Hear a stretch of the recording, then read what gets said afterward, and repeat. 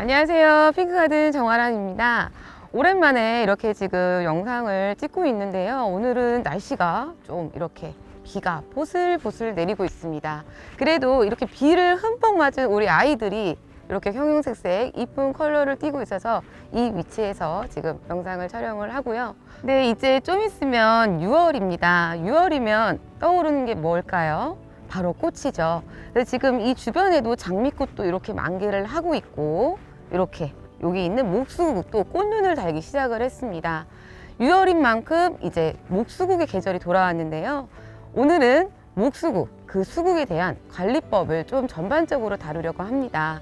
일단은 전지도 필요할 것이고, 장마가 올 때 이 꽃을 어떻게 관리를 해야 될지도 필요할 거고요.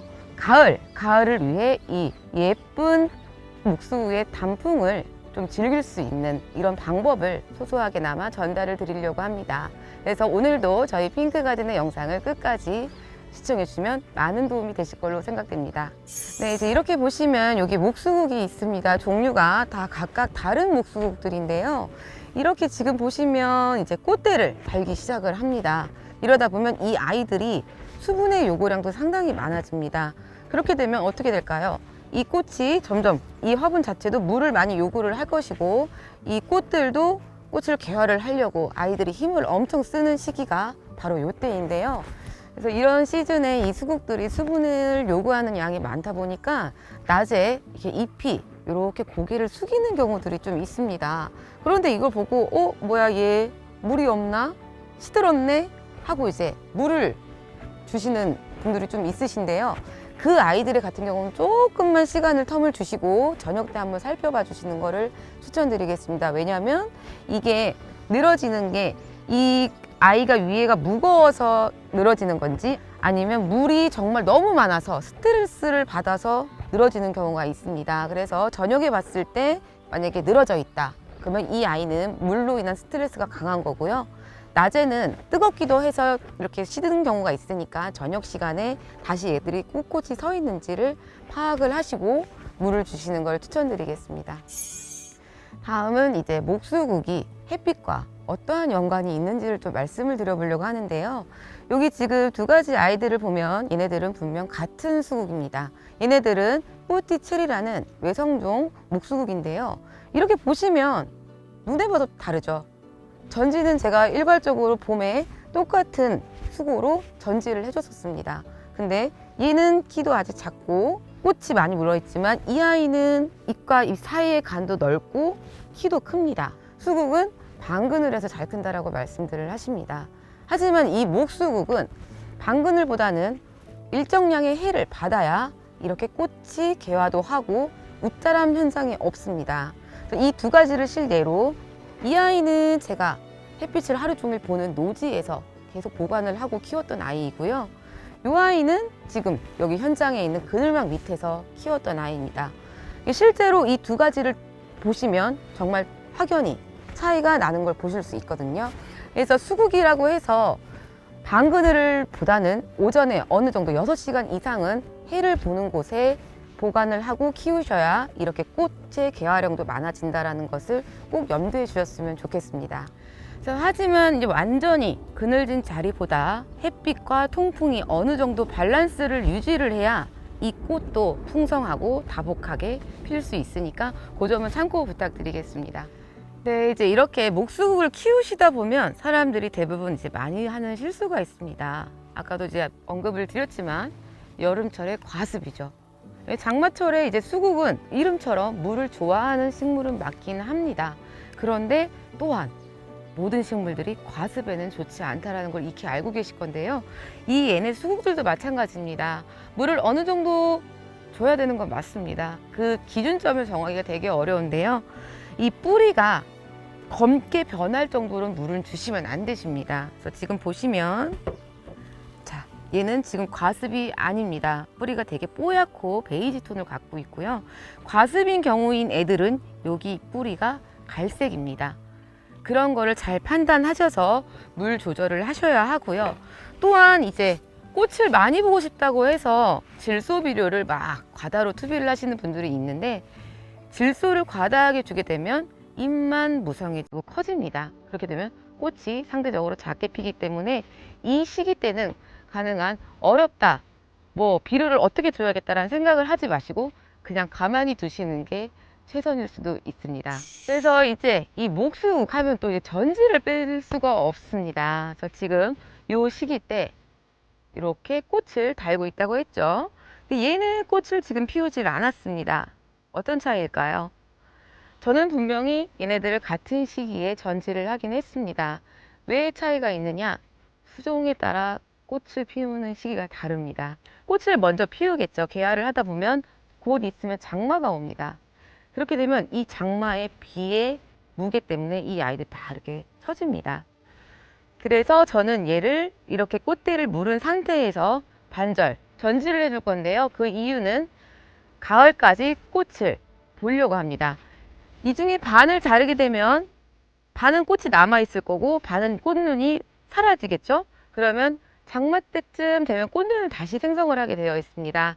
그렇게 되면 장마 때 이제 이렇게 크림색이 있는 꽃을 기존에 자르지 않은 꽃들은 꽃을 피울 거고, 장마 때 새 꽃눈을 다는 아이들이 새 꽃을로 또 피다가 그 아이들이 가을이 돼서 단풍, 찬바람을 맞으면서 빨간색 꽃으로 변해가는 거죠.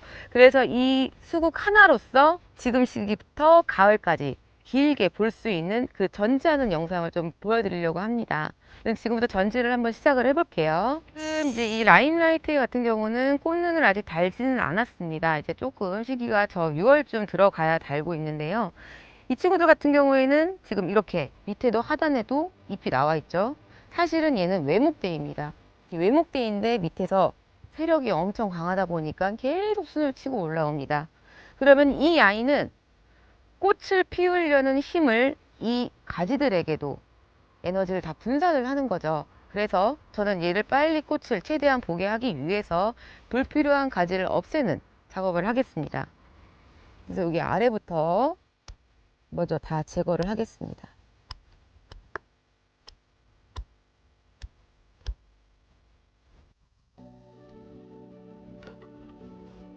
열 군데의 힘을 다시 안 가도록 했습니다. 그리고 이제 이렇게 보시면 전지를 해줬지만 이렇게 장가지들이 좀 많아요. 여기 같은 경우는 지금 잎이 없죠. 지금 시기에 잎이 안 났다라는 애들은 얘네들은 불필요한 가지입니다. 그래서 이런 애들을 최대한 정리를 해줍니다.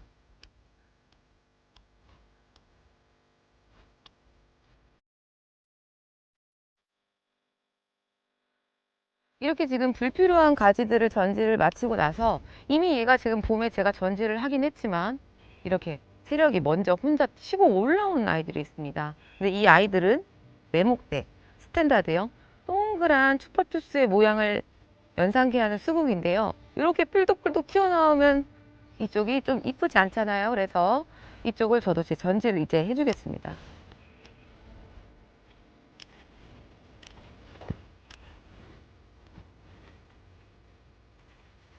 이렇게만 해도 이제 뾰족뾰족 튀어나왔던 애들이 없어지면서 조금 모양을 동그랗게 만들어 주죠. 이렇게 하면서 이제 이쪽에는 다 꽃눈을 생성을 하기 때문에 이 정도 빠졌다고 해서 꽃이 없진 않습니다. 단 지금 이 자른 가지에서는 뭐 2주 정도 후에 나올 꽃눈들이 조금 더 연장된다고 생각을 해주시면 되고요. 안 자른 곳에서, 자르지 않은 곳에 분명히 꽃이 올라올 거기 때문에 그걸 먼저 보고 이런 자른 가지에서 추후에 가을에 예쁜 꽃을 볼 수 있게끔 작업을 해주시면 됩니다. 네, 이제 이번에는 이 바닐라 프레이즈, 이 아이 같은 경우는 그냥 이대로 둔다면 장마 때 크림색의 꽃을 피우긴 합니다. 그러나 그 꽃이 이렇게 만개를 할 경우 장마 비에 쓰러진다고 분명히 말씀을 드렸습니다. 그렇기 때문에 저는 여기서 반 정도는 크림색의 큰 꽃을 볼 거고, 반은 가을에 예쁜 분홍빛의 꽃을 보기 위해 이 전체의 꽃 중에 반절만 중간중간을 자르겠습니다.